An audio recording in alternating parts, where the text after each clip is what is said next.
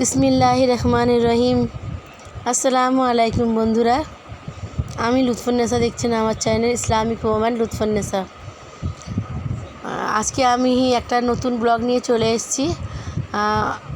আজকে আমি ফুললি রান্না করব, প্লেন ফুললি আর মুরগি মাংস কষা করব।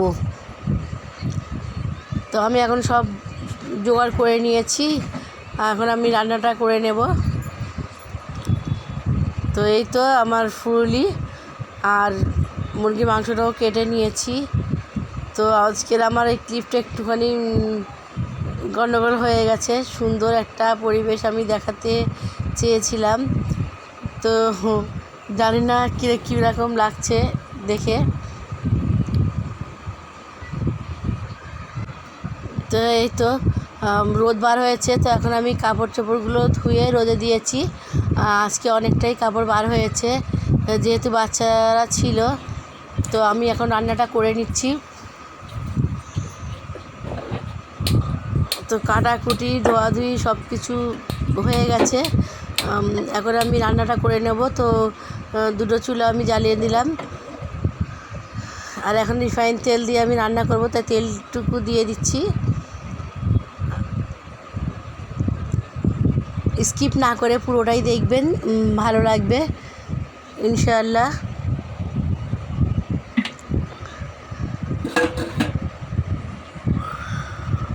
আর এখন আমার ভাতটাও ফুটে গেছে, আমি চুলাটা বন্ধ করে দেবো। তারপরে আমি আবারও ভাত রান্না করব, কারণ আমাদের কিন্তু মধ্যবিত্ত পরিবারে কিন্তু অনেক ম্যানেজ করে, অনেক বুঝে আমাদের সংসারটা চালাতে হয়। আমি যদি পুরো ভাতটাই যদি ডাইরেক্ট চুলোটা জ্বালিয়ে করে নিই, তাহলে কিন্তু আমার গ্যাসটা তাড়াতাড়ি শেষ হবে। আর আমি ভালোভাবে ভাতটা ফুটে গেলে আমি যখন বন্ধ করে দিই, তারপরে আবার কিছুক্ষণ পরে একবার জ্বালিয়ে নিয়ে একটু ফুটিয়ে নিই। এইভাবে ভাতটা রান্না করলে কিন্তু আমাদের গ্যাসটাও সেফ হয়। আর আমি তো এর আগে অনেক ভিডিওতেই বলেছি, আমার অনেক ব্লগ ছাড়া আছে, আমি বলেছি কিভাবে রান্না করলে গ্যাসটা সেফ হবে। তো আমার এখানে ওনাটা উঠছে, খারাপ লাগছে আমারও দেখে। তো এখন আমি আমার আদা রসুন পেস্ট করা ছিল, কিন্তু এখন আমার করা হয়নি।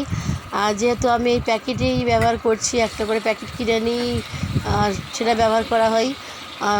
আদা রসুন যেহেতু আছে, আমার করা হয় না। তো আমি দুটোই পেঁয়াজের মধ্যে আমি আদা রসুন দিয়ে দিলাম, দিয়ে একটুখানি নাড়াচাড়া করে নিচ্ছি। আর এই মুরগি মাংসটা ধুয়ে রেখেছিলাম ভালো করে, তো মুরগি মাংসটা এখানে কষা করব।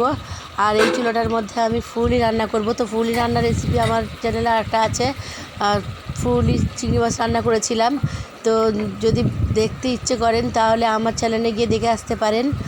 আর প্লিজ ভালো লাগলে একটা কমেন্ট করে আমাকে জানাবেন, সাবস্ক্রাইব করে পাশের বেল আইকনটা বাজিয়ে দেবেন, যাতে আমি ভিডিও ছাড়লে ভিডিওর নোটিফিকেশন আপনাদের কাছে পৌঁছে যেতে পারে।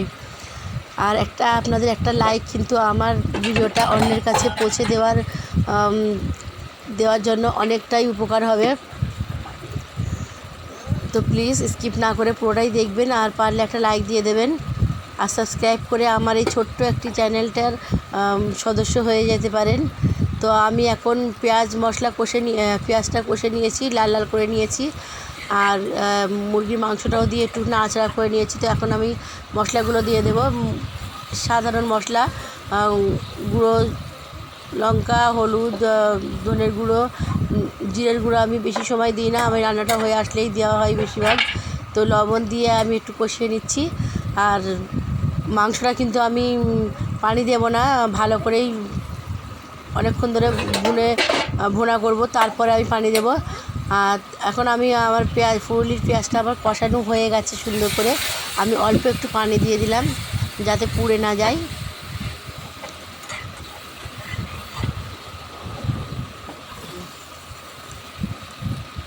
প্লিজ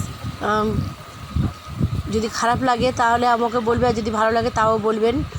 আর যদি কিছু দেখাই চাই তাও আমাকে বলবেন, যে আমি সেটা যদি পারি রান্না করার চেষ্টা করব দেখানোর। তো আমার ফুললির পেঁয়াজটা কষানো হয়ে গেছে, আমি আলু কেটে ধুয়ে রেখেছিলাম, তো দিয়ে দিলাম। আর এখানে আমি মুরগির মাংসের মধ্যে একটা টমেটো দিয়ে দিচ্ছি, যেহেতু কষা করব তো একটা টমেটো দিয়ে দিলাম। আর এর আগেও অনেক চ্যানেলে আমার মুরগির মাংস আছে, প্লিজ একবার ঘুরে আসবেন আমার চ্যানেলে গিয়ে। আর এখন আমি ফুলির আলুটা ভালোভাবে কষিয়ে নিচ্ছি, নিয়ে আমি মুরগির মাংসতে কিন্তু একটা এলাচ দিয়ে দেব।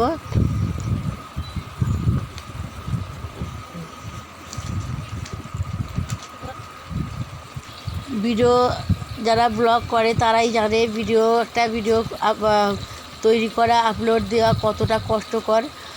আর তাতে যদি আপনারা যদি স্কিপ করে চলে যান, যদি না দেখেন, তাহলে কিন্তু আমাদের ভিডিও করার অনুপ্রেরণাটা কমে যায়। আর যদি আপনারা একটা লাইক দিয়ে দেন, পুরোটা দেখেন, তাহলে কিন্তু আমাদের ইচ্ছাটা ভালোভাবে জাগ্রত হয়।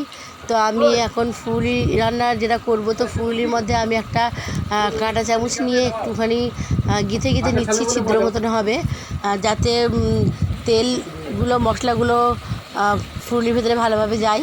তো আমার এই ফুলি রান্নাটা, এই ফুলিগুলো কিন্তু ফুলে ডবল হয়ে যাবে। তো আমার আলুটা এখন ভোনা হয়ে গেছে, লাল লাল হয়ে গেছে। তো আমি কষিয়ে আর একটুখানি পানি দিয়ে দিলাম। তো পানিটা মরতে মরতে আমার আলুটা কিন্তু সিদ্ধ হয়ে যাবে। আর এদিকে আমি কিন্তু মুরগির মাংসের মধ্যে এখনও পানি দেইনি, এখনও আমি কিন্তু কষাচ্ছি।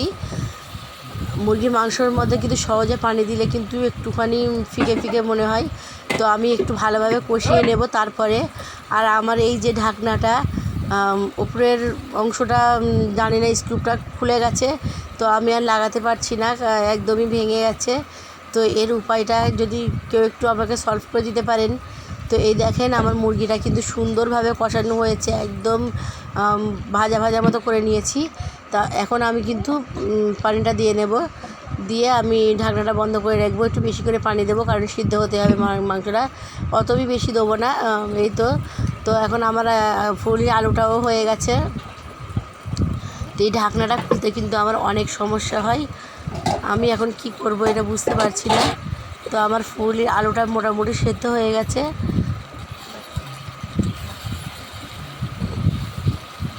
তো আমার ওড়নাটা কিন্তু চুলার মধ্যে যাচ্ছিল, যার জন্য আমি ওড়নাটা ধরে নিয়েছি। তো আমার রান্নাটা এখন শেষ, আমার বাকি অংশটুকু দেখানো হয়নি।